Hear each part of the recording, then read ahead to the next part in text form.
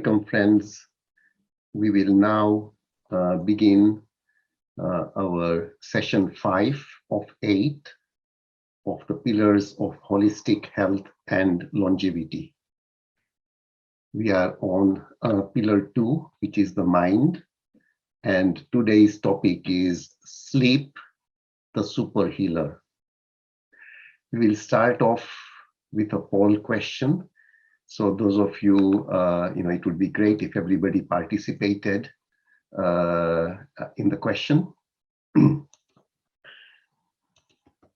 the first poll question is, do you think that sleep is as important for the body as nutrition and exercise is? Again, do you think sleep is as important for the body as nutrition and exercises? And I will share the results. 100% everyone says that sleep is as important as nutrition and exercise, and that is what we are going to cover today in this session. So we start the session off with a quotation from Dalai Lama, and Dalai Lama says, "Sleep is the best meditation." I go to my usual disclaimer. My presentation is not intended to provide medical advice. It is intended for informational purposes only. Please kindly note that I am not from the medical field, but my research is based on the work of scientists and medical professionals. If you decide to make changes, it is best to consult with your GP. My presentation is based on my own experience and in no way implies that this is a universal cure, as I recognize that each individual is unique. I have no hidden agenda. I am not making anything out of this, just sharing some wisdom. Knowledge is power. We begin with a brief recap of what we covered last week. We are looking at the second pillar of holistic health and longevity, which is the mind, and we looked at meditation. How you think can affect how you feel, and how you feel can affect your thinking. Stress is responsible for 90% of all diseases.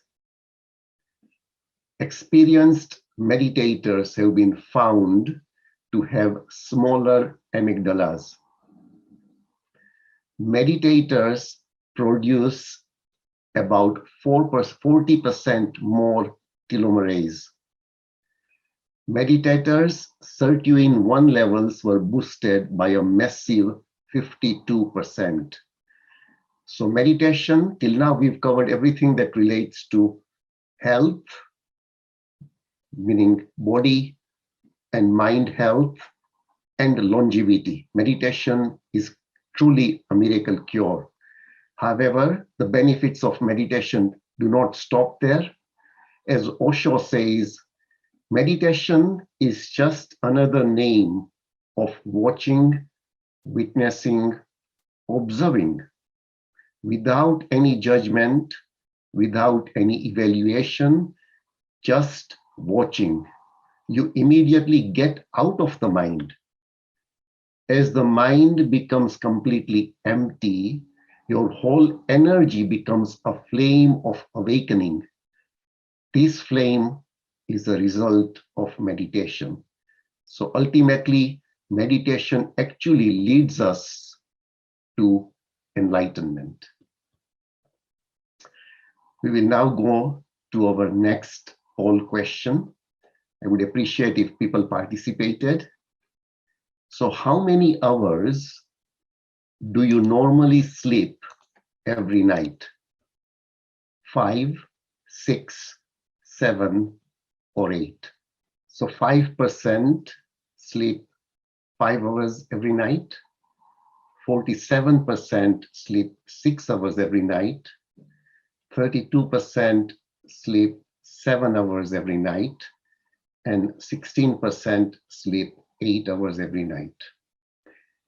So when we go through this session today, it is obviously not only the quantity of sleep that we get, it is the quality which is also very important.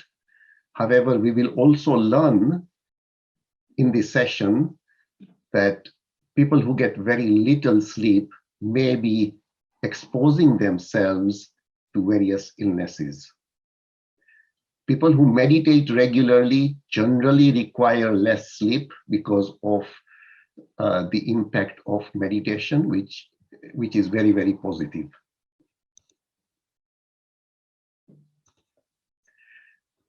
To understand the benefits of sleep, it is best to look at what happens to us when we are sleep deprived. So I'm going to go through 10 such things that happen to us when we are sleep deprived.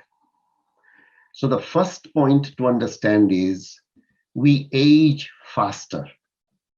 So men who routinely sleep 5 to 6 hours a night will have a level of testosterone which is that of someone 10 years senior. So lack of sleep ages you by a decade in terms of that aspect, that critical aspect of wellness.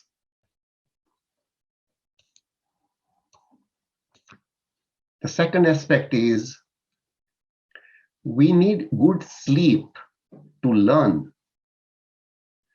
You need sleep after learning to essentially hit the save button. In Microsoft Office products, when we want to save a document or an Excel spreadsheet, we press Control S. For our brains, when we want to save what we have learned during the day, the memories, we need sleep.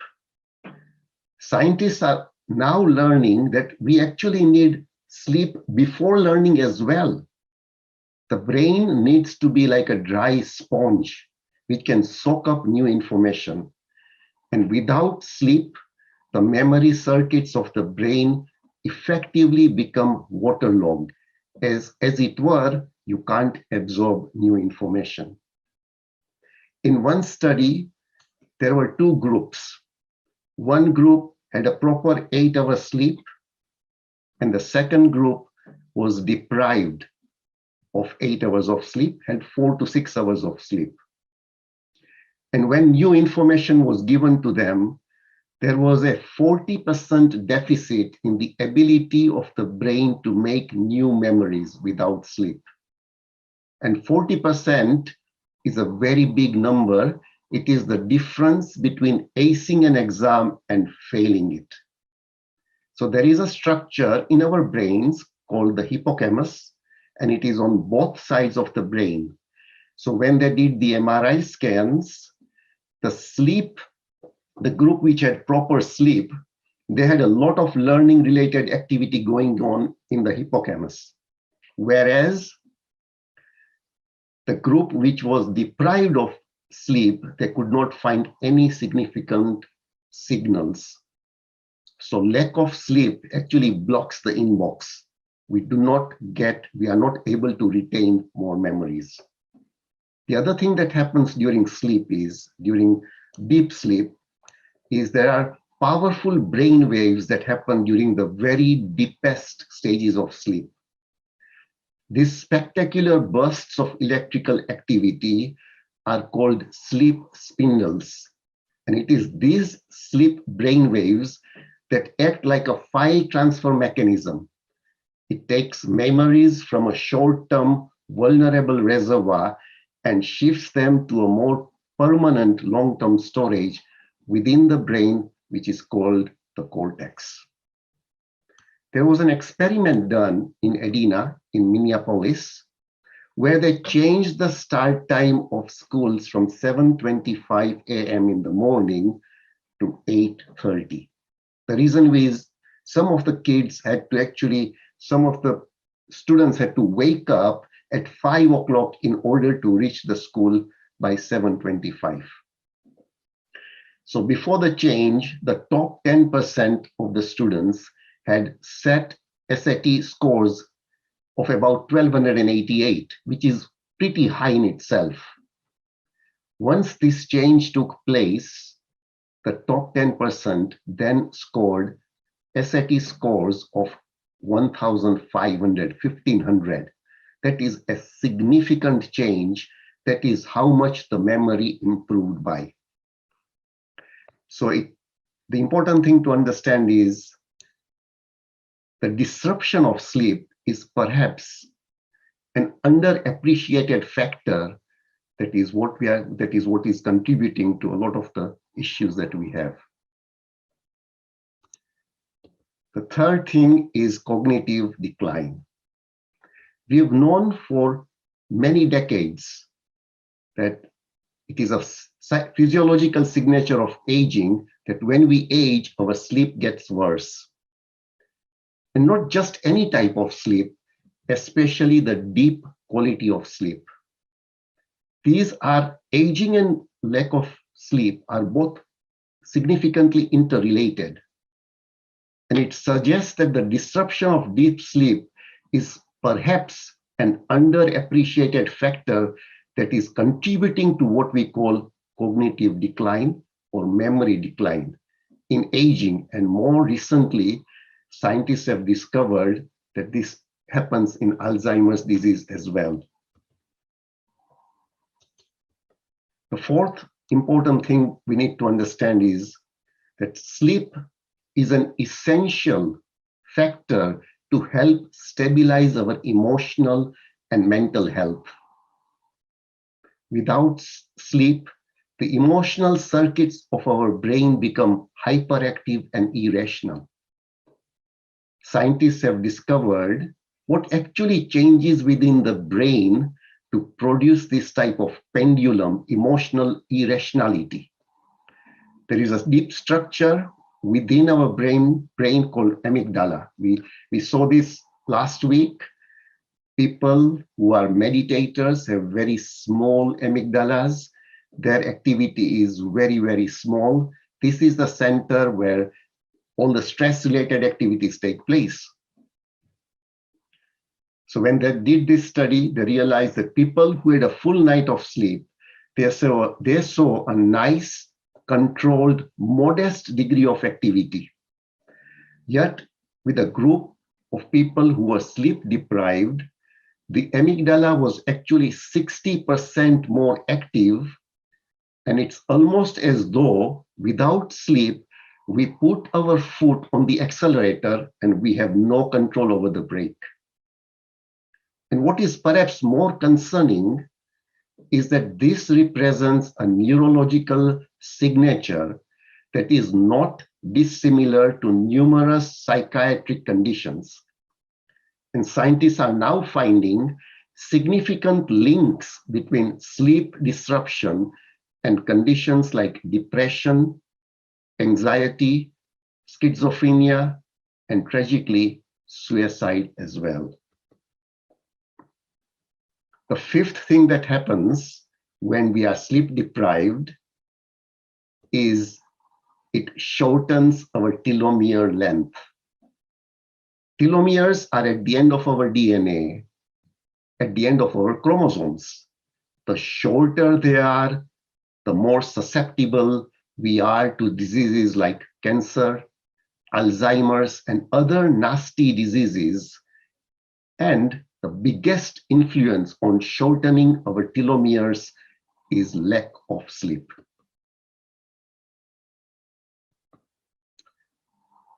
We will now go to the next poll question. And the question is, do you normally feel adequately rested when after you wake up, when you had a good night, when you had a night's sleep? So do you normally feel adequately rested when you wake up? So we've got 59% who feel adequately rested when they wake up after sleep. And then there is 41% who feel that they are not adequately rested. So what this means is we need to do something about our sleep hygiene that would help us get good quality sleep. And that is what we will cover in this session. So we covered 5 things that happen when we do not get good sleep, when we are sleep deprived. So we now go on to the 6th item. So what happens when we are sleep deprived? Now, there is a global experiment that is performed on 1.6 billion people across 70 countries twice a year. And it's called daylight savings time. In the spring, when we lose an hour of sleep, we see a subsequent 24% increase in heart attacks. In the fall, when we gain an hour of sleep, we see a 21% decrease in heart attacks. This is how fragile our body is to even just the smallest perturbations of sleep. Then we need to look at sleep and the immune system. All of us have natural killer cells in the body. These cells are like the secret service agents of our immune system. They are very good at identifying dangerous foreign elements and eliminating them. In fact, what they do is embed themselves into a malignant, a cancerous tumor mass and destroy it. Today, our bodies produce cancer cells, and it is always doing this.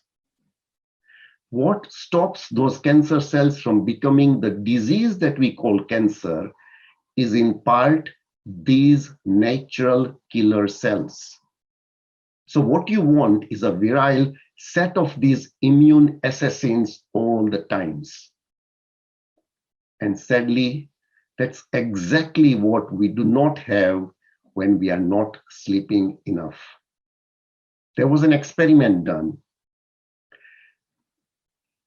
One person was just restricted to 4 hours of sleep for one night. And they looked at the reduction in the natural killer cells. There was a 70% drop in natural killer cell activity. That's quite concerning. State of immune deficiency just after one bad night.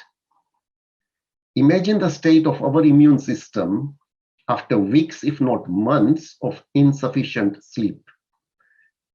And it perhaps should then come as no surprise to learn that scientists are now finding significant links between short sleep and numerous forms of cancer. Currently, that list includes bowel cancer, prostate cancer, and breast cancer. Number 8, in fact, the link between lack of sleep and cancer is now so strong that recently the World Health Organization decided to classify any form of nighttime shift work as a probable carcinogen. In other words, jobs that may induce cancer because of a disruption of your sleep-wake rhythms. Now, what happens to a person who is actually fighting cancer right now? So if you are fighting a battle with cancer and not getting sufficient sleep, that cancer may grow more quickly and aggressively.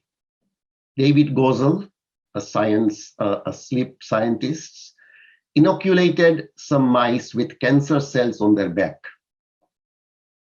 He then gave that cancer a 1-month period to grow. And at the end of that month, he measured the size of the tumor mass. Half of the mice were allowed to sleep normally during the 1-month period. The other half had their sleep disrupted. Not total deprivation. They just sort of played with them a little more during the day and during the night to restrict their sleep. The mouse in the sleep restriction group had a 200% increase in the speed and the size of that cancerous growth linked to insufficient sleep. Worse still was that the cancer in those underslept mice spread. When cancer spreads, that's when we see mortality rates escalate. The final thing that happens when we are deprived of sleep is change in our DNA. It erodes our DNA genetic code. So they did a study where they found that a lack of sleep will even erode the very fabric of the biological life itself, our DNA genetic code. In the study, they took a group of healthy adults and limited them to 6 hours of sleep for 1 week.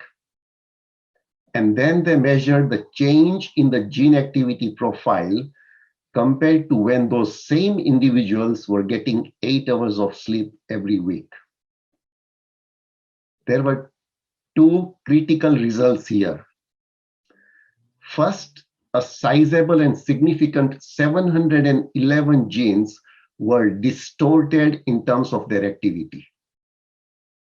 The funny thing was half of them their activity was upregulated and half of the genes' activity was downregulated. The genes that activity was downregulated related to the immune function. So what we discussed previously, when the immune function is low, you start getting cancer, etc. So those genes, their activity was downregulated. And the genes, that activity which was upregulated, were genes relating to the promotion of tumors, genes relating to chronic inflammation, and genes relating to stress. So when we do not get sufficient sleep, it actually erodes our DNA genetic code. We now go to the next poll question. How do you feel when you haven't had a good night's sleep? Do you feel tired? You can't concentrate? Do you feel stressed? Or do you feel very irritative or irritable? 50% of us feel tired. 20% we can't concentrate. Some of us feel stressed, 5%. And we are quite irritable, 25%. Some of us have, feel all of these, but these are just normal, natural symptoms when we do not have a good night's sleep.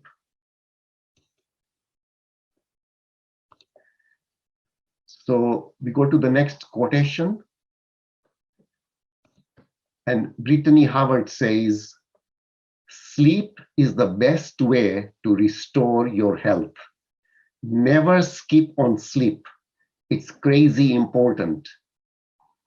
When we look at our lives, when an emergency comes, when something needs to be delivered the following day, the first thing that we do is we actually cut down on our sleep. We don't cut down on anything else, but we are cutting down on our sleep. After we realize the importance of sleep, we need to reevaluate what we should be cutting down on.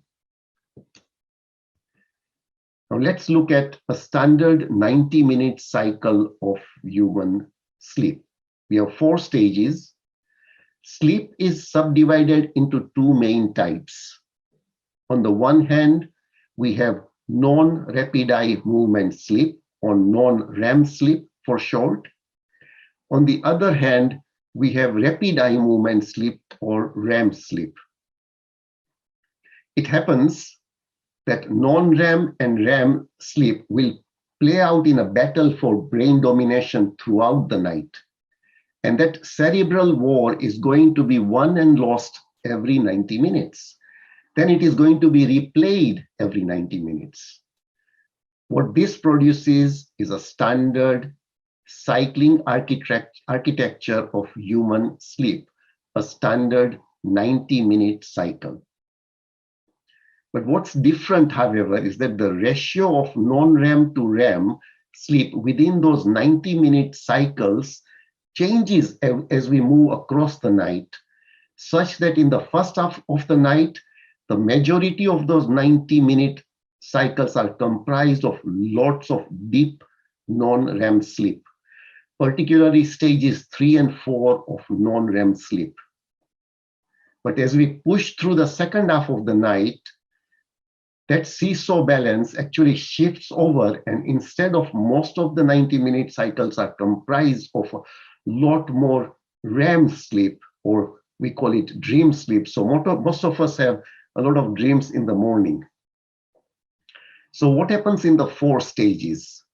The first stage is it's very light sleep when muscles begin to relax, and this light sleep lasts for a few minutes. Stage 2, the breathing pattern and the heart rate slows down. The body temperature decreases slightly. The brain produces these sleep spindles, which is the memory transfer from the temporary storage to the permanent storage. And this stage lasts about 25 minutes. Stage 3 is the deepest sleep state, where the delta waves are present. Tissue repair, growth, and cell regeneration takes place. Immune systems strengthens. Stage 4 is the primary dreaming stage. Eye movements become rapid, breathing and heart rate increases, and limb muscles become temporarily paralyzed because we are in the dream state. If those muscles are not temporarily paralyzed, we may start moving them because of the dream state that we are in. And brain activity is markedly increased. Now let us look at sleep hygiene. What can we do to improve our sleep hygiene?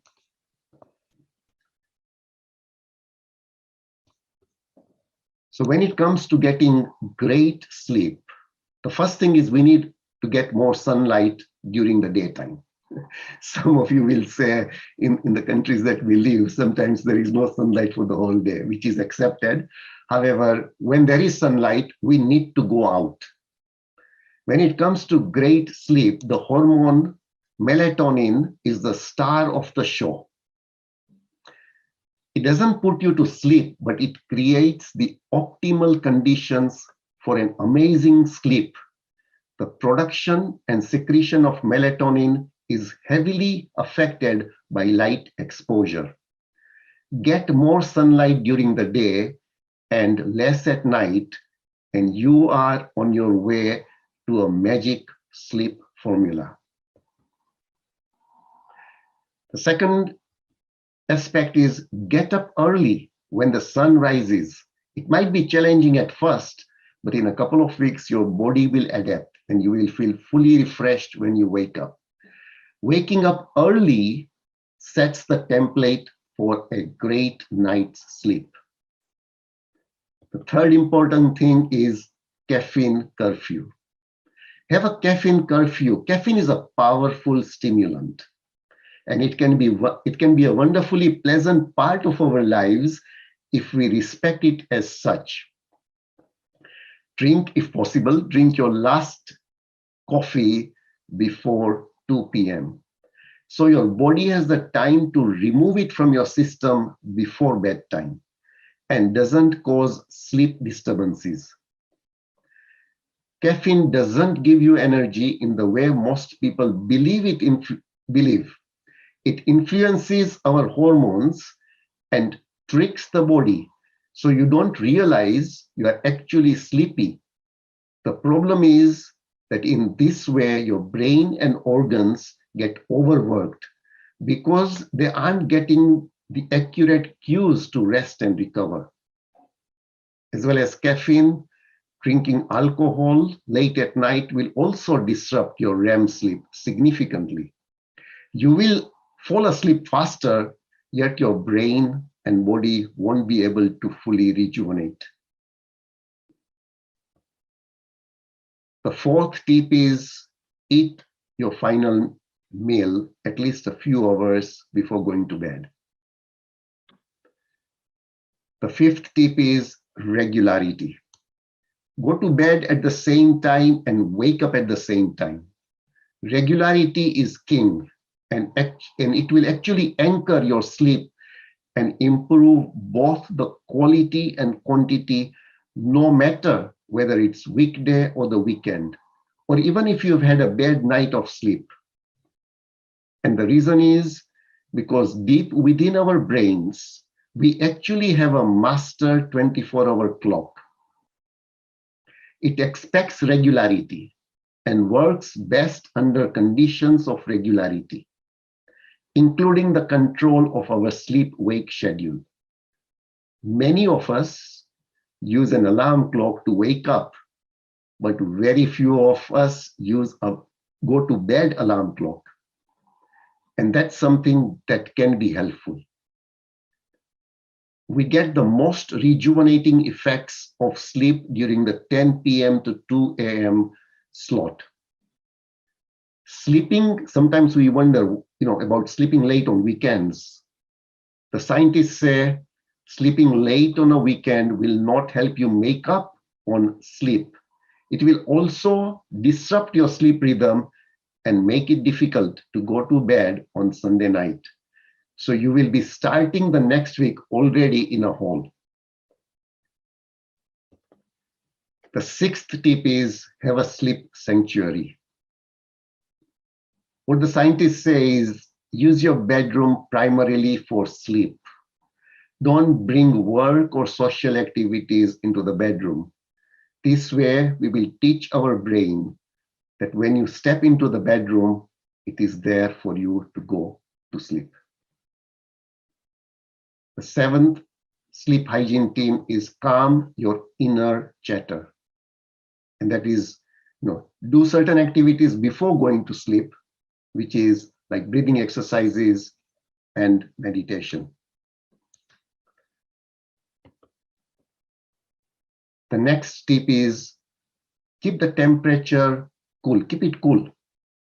It turns out that our brain and body need to drop their core temperature by about 1 degree Celsius or 2 to 3 degrees Fahrenheit in order to initiate sleep and then to stay asleep.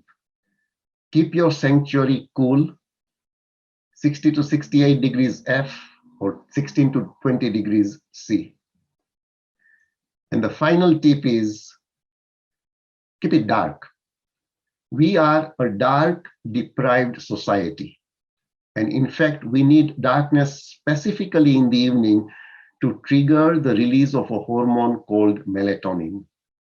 And melatonin helps regulate the healthy timing of our sleep. In the last hour before bed, try to stay away from all those computer screens, tablets, and phones. Those were the 9 tips of sleep hygiene. The next poll question is, do you feel that making changes to your sleep hygiene will improve your sleep? Do you feel making changes to your sleep hygiene will improve your sleep? 95% felt that making some changes to the sleep hygiene will improve the quality of their sleep. And 5%, 1% said no. And that is also understandable. If there is a medical condition, then obviously, we will require some medical support. But in most cases, if we make some changes to our sleep hygiene, then it will help us sleep much better. We go to the next final question, and this is sort of related. And the final poll question is, are you a morning person or a night owl? And the reason for this question is, some people say that if I'm a morning person, then I go to bed early. If I'm a night owl, night person, then I go to bed late. This is just to find out, it's a different sort of personality. So between me and my wife, I'm a morning person. I am very active the moment I wake up. And my wife takes, she takes a bit of time to get into the rhythm of things. However, in the evening, I stop functioning much earlier, whereas my wife can function well into the evening and night. And I will share the results. And a very surprising result is of the people attending this session, 50% are morning people and 50% are night owls. So yes, all of us are different. However, obviously, all of us need a very good night's sleep. We go to the next quotation from William Penn, who says, "True silence is the rest of mind. True silence is the rest of the mind, and is to the spirit what sleep is to the body." And what is sleep to the body? It is nourishment and refreshment. We have some gems to sleep on. Sleep is not an optional lifestyle luxury. I repeat, sleep is not an optional lifestyle luxury. Sleep is a non-negotiable biological necessity. Sleep is a non-negotiable biological necessity. It is a life support system.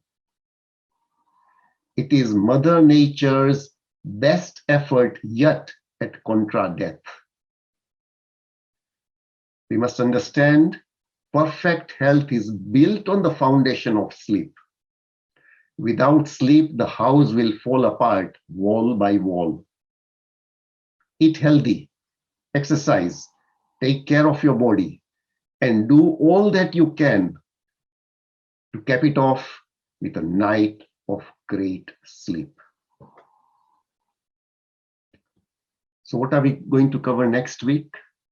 In the second pillar of health, we've covered meditation and sleep. And the third item on the agenda is breathing.